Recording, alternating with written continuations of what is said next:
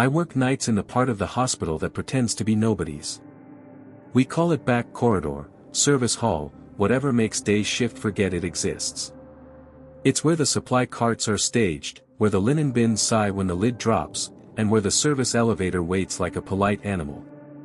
My desk sits near that elevator for a reason. If something heavy needs moving after midnight, it's usually me and whoever security can spare. It was a Wednesday rolling into Thursday, the kind of night that smells like floor polish and coffee nobody finished, when the elevator chimed at 2:11 a.m. I didn't press a button. Nobody called from the floors. It chimed anyway, and when I looked up the indicator over the doors rolled past L1 and B1 and settled on B2. We don't have a B2. Not anymore. We used to, years ago, when the sub-basement held storage and a piece of the old steam plant, but they bricked off that level during a renovation and folded what was left into B1. The panel in the car doesn't even have a B2 key, just L, 1, 2, 3, and B1. I stood there waiting for the joke to reveal itself. The doors slid open. The car was empty, lights humming, stainless walls reflecting the green overheads in a sick way that makes good steel look like water. A thin line of cooler air moved across my shins, the kind you notice in the first second and then can't prove to anyone. I checked the call panel on the wall, nobody had pushed the up button. The little LED beside it was dark. Still, the elevator had arrived, and the indicator still said B2 like it was proud of having a secret to tell. There's a log for everything in this building. I opened the call log on the little monitor by my desk, the one that talks to the elevator controller. Normally it shows a neat list of hall calls and car calls, a quick scroll of numbers and times. Between 2:09 and 2:12 it showed nothing. No hall call, no car call, nothing to explain a ride that ended in my hallway with an announcement for a floor the building swears it doesn't have.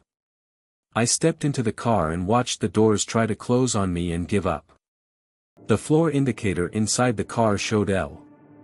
It always says L when the car lands here because someone decided decades ago that calling our level, lobby, would make the back corridor belong to the same planet as the main entrance. I tapped the close button, rode the car up to 1, down to B1, back to L, like a person checking if a spoon is really a spoon. Everything moved like it should. No phantom stops. No ghostly hands. I told myself the indicator had glitched. I told myself not to say the word glitched out loud because facilities hate that word.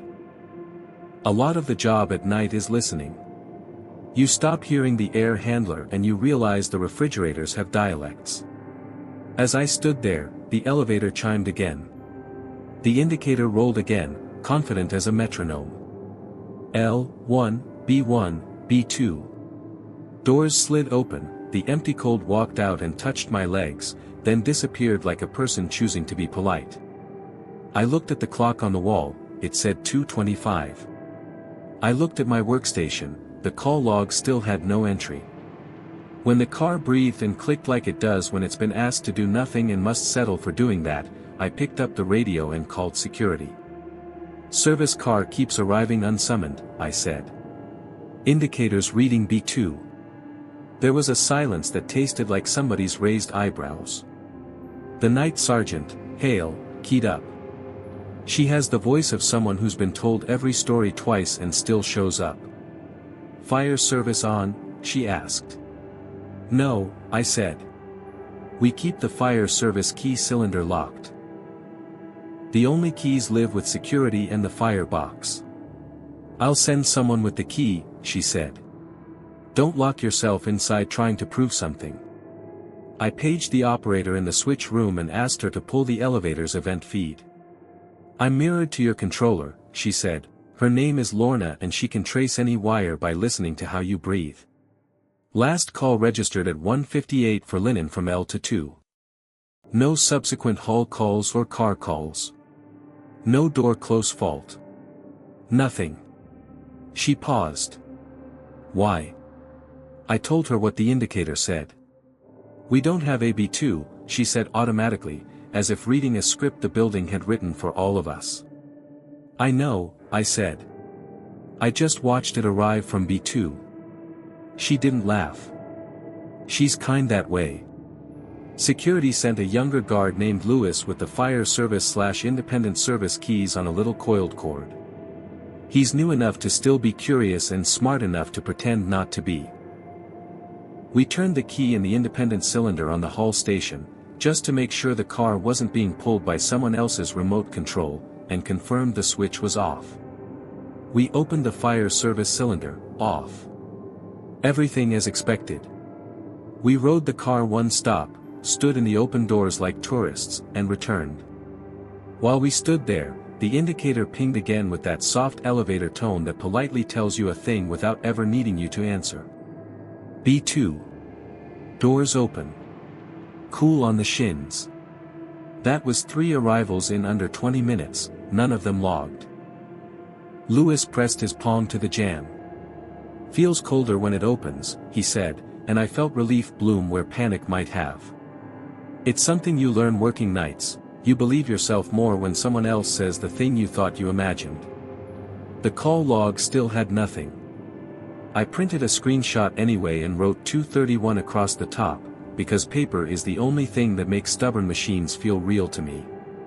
The building has one elevator tech on call overnight, a contractor named Ortiz. Facilities prefers not to wake him unless a patient car is down, but Hale is a rigid economist with fear, she spends it when it buys safety. If it arrives again, call me, she said. We'll take the machine room. I didn't have to wait long.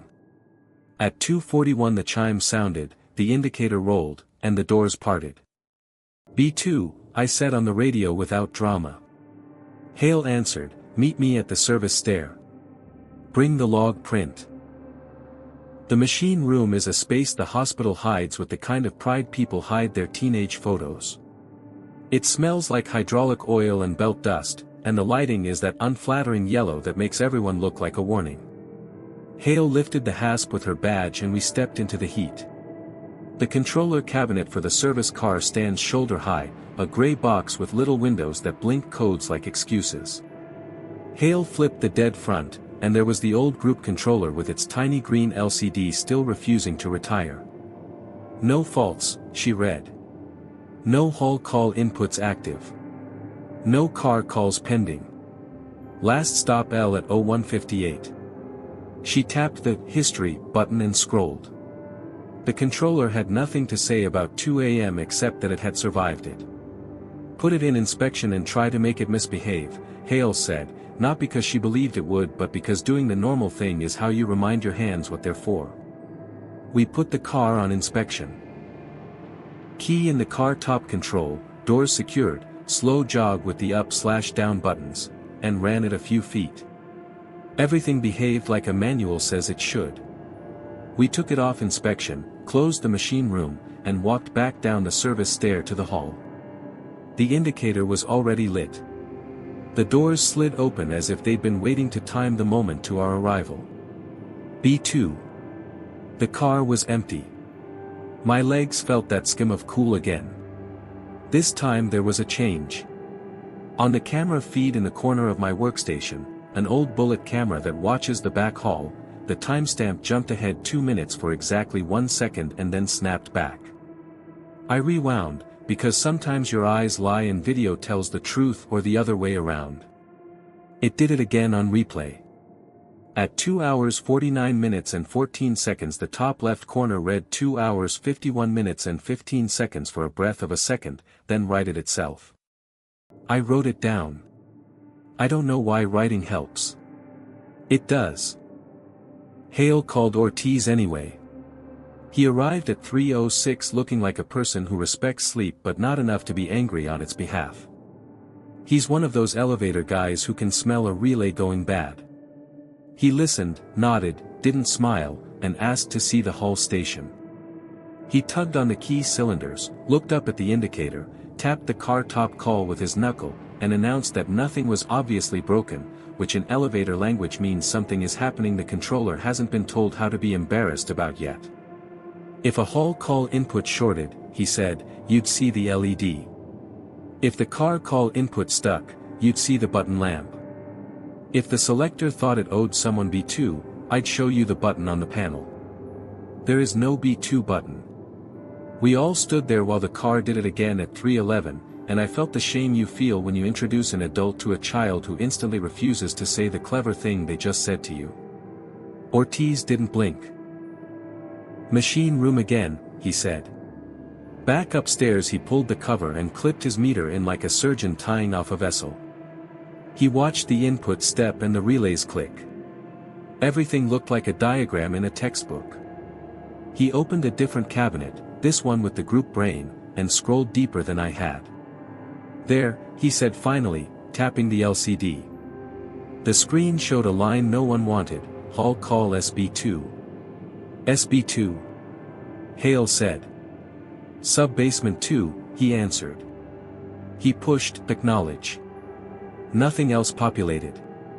"No origin, no car assignment," he said, more to the machine than to us. Like a ghost asking politely. "How would it know SB2 exists?" Hale asked him. Ortiz shrugged. "Legacy data. Old map left in EEPROM. You think new controllers are new everywhere, they're not. They keep memories the installer didn't clear if the installer wanted to go home on a Friday." He hit a key combo and printed a strip on the controller's tiny dot matrix feeder. The paper had those little teeth you tear off if you care about neatness. The line read, 3 hours 12 minutes and 4 seconds, Hall call SB2, NO Hall lamp. He handed it to me the way you hand someone a photo of their own face. We didn't have long to enjoy not understanding it. The chime sounded in the hall below. We walked back down. The indicator showed B2 again, the doors were already open, and a line of condensation had drawn a crooked V on the stainless that faded as we watched it. If you've ever seen a freezer door opened into a humid kitchen, you know that look. It felt like the reverse of that, cool air into a dry hall, but the sketch on the metal looked the same, a small diagram of breath that wasn't ours. "I want to see the pit," Ortiz said. If somebody's down there, he didn't finish because there was nothing he could say that didn't sound ridiculous in a way that made someone's job harder. "The pit is accessible from B1. We rode the car down, opened the hoistway door with his triangle key, and he killed power to the car the way someone beheads a monster in a story, clean and sure. We climbed a short steel ladder into the pit. It's not glamorous, a sump that always thinks about being wet, a garbage bag of someone's bad idea from a year ago, pit lights that decide whether to be helpful based on their mood. Nothing in the pit was remarkable. No loose pit switch, no animal, no teenage dare. Ortiz shined his light up at the sill. "Clean," he said, and meant it as an insult. We stood there for a second listening to building noises, water hammer somewhere, a relay far away, the big breath of plant air. He and Hale climbed out. I did too, then hesitated at the hull. On the cinderblock wall opposite the hoistway, under a coat of paint that didn't match, someone once had stenciled an arrow, B2. The paint had bubbled around the old letters in a way paint does when it has been told too many times to believe something else.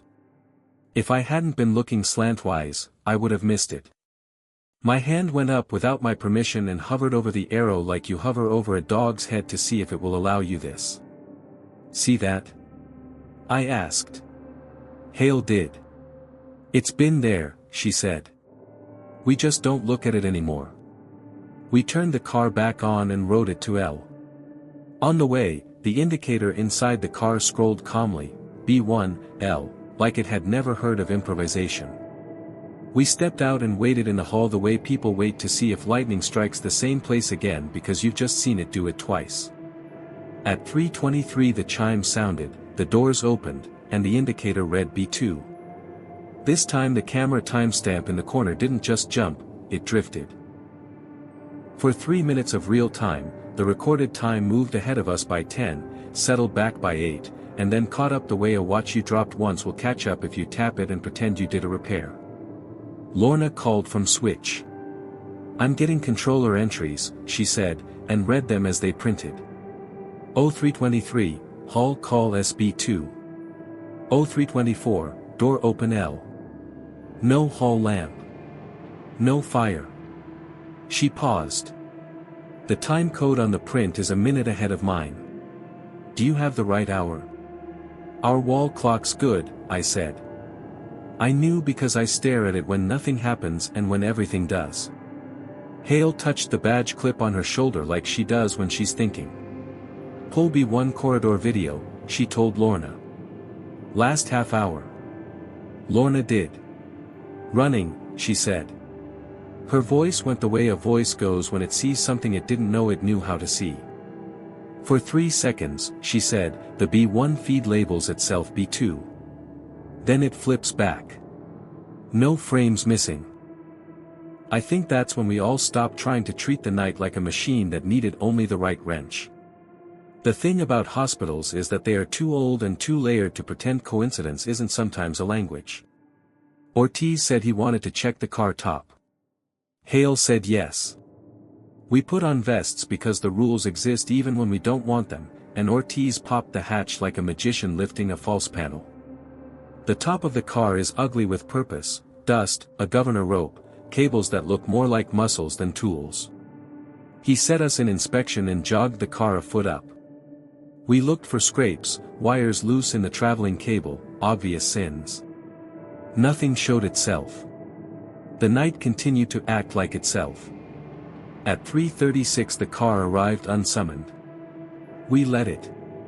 At 3:41 it did it again, the indicator faithful to its lie and somehow not lying. The car was consistently empty, no scuffs, no debris, no evidence of a party we hadn't been invited to. The only consistent new thing was me watching the little temperature gauge on the hall and noticing that after each arrival it dipped by a notch and then claimed to have always been where it settled. It's nothing.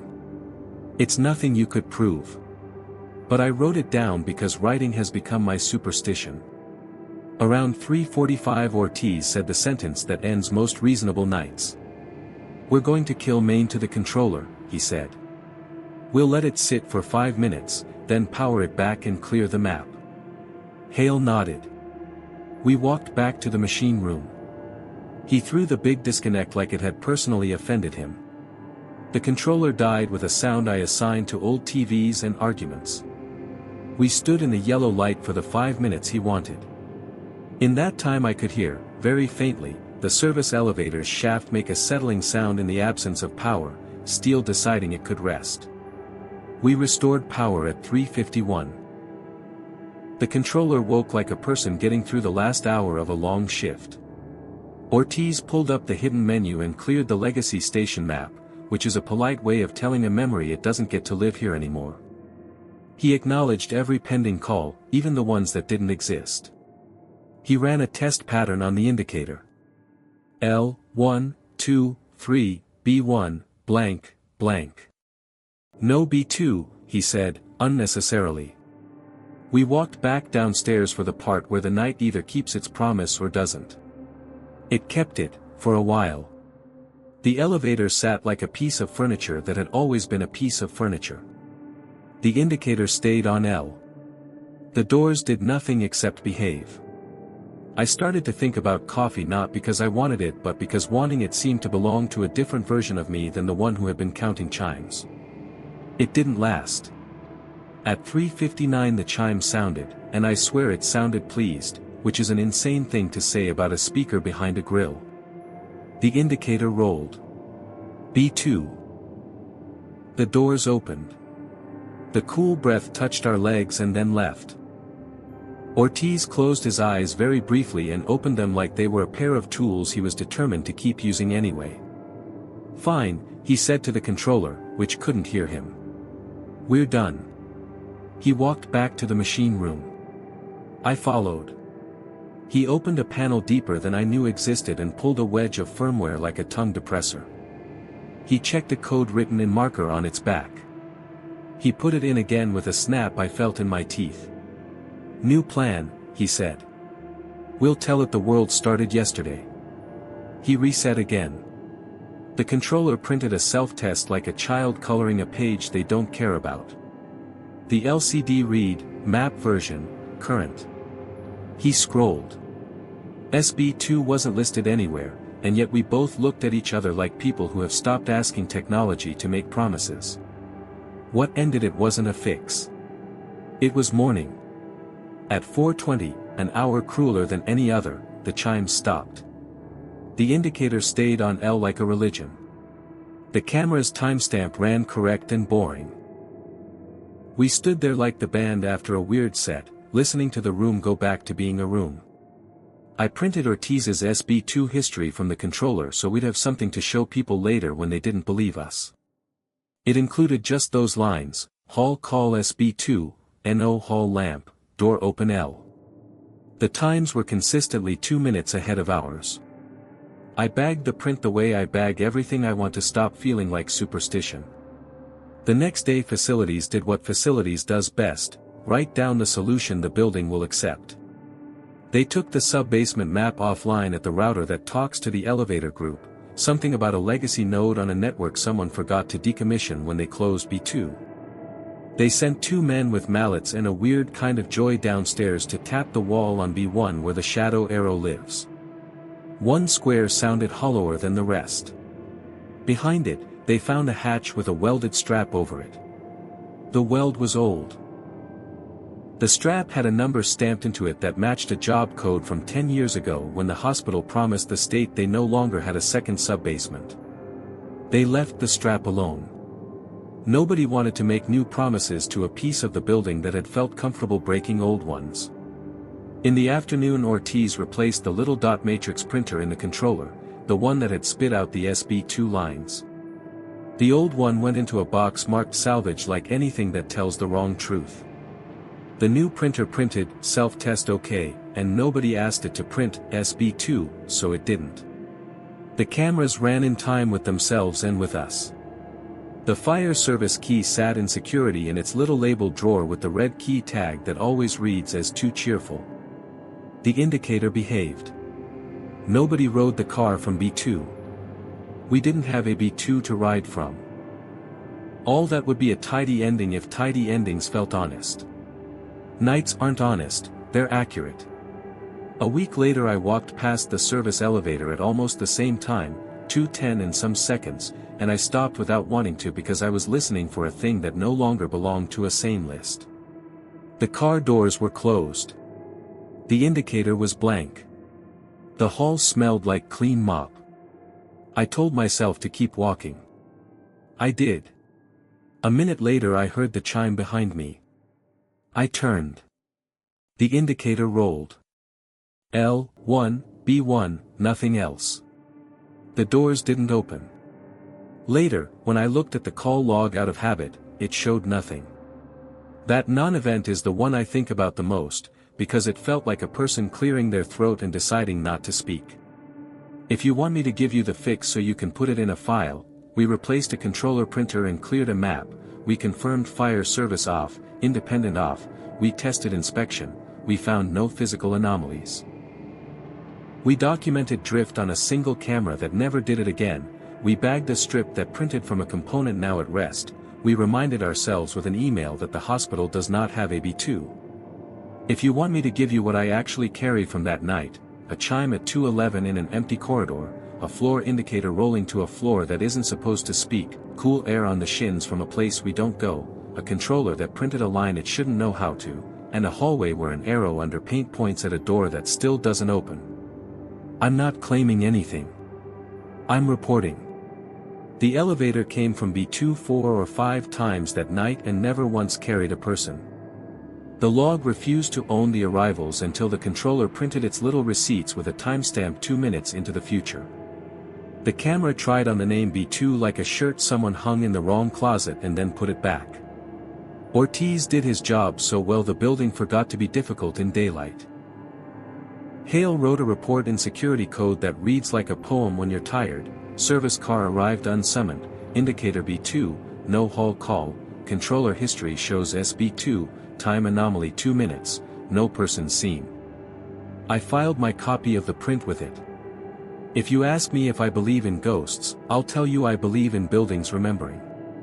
If you ask me whether B2 exists, I'll show you where the paint bubbles over an old arrow and say it doesn't have to. When I work now and I hear the chime from the service car, I still look up every time. Usually it's linen or a porter with a cart or a radiology tech who doesn't want to wait for the public cars. Sometimes it's nothing. On those nights I let the nothing be itself. I don't ask it to be more. I don't ride the car up and down trying to catch it saying a word. I stand in the doorway and hold my hand at my side and see if the air remembers being cold. If it does, I nod to the panel like it did me a favor and go back to the desk to initial a box I would have initialed anyway.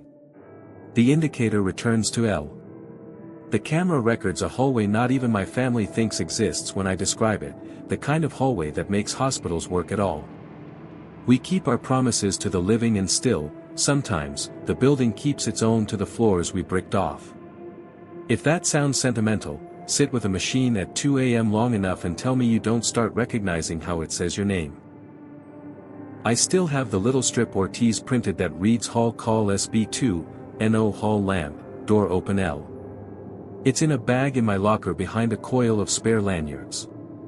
It looks ridiculous and obvious, like a prop. But when the lights are bright and the day staff are filing past with coffees and an optimism that belongs to sunlight, that strip keeps last Wednesday from becoming a story I tell myself so I don't have to think about why the car came from where it can't. The printers are new. The map is purged. The arrows are painted over. And yet, on nights they put my name next to elevator check on the staffing board, I take a slow walk past the service doors around 211 and pretend I'm looking for scuffs on the sill. If the car chimes, I let it. If it doesn't, I let that too. Either way I initial the box. Either way we keep the lights on.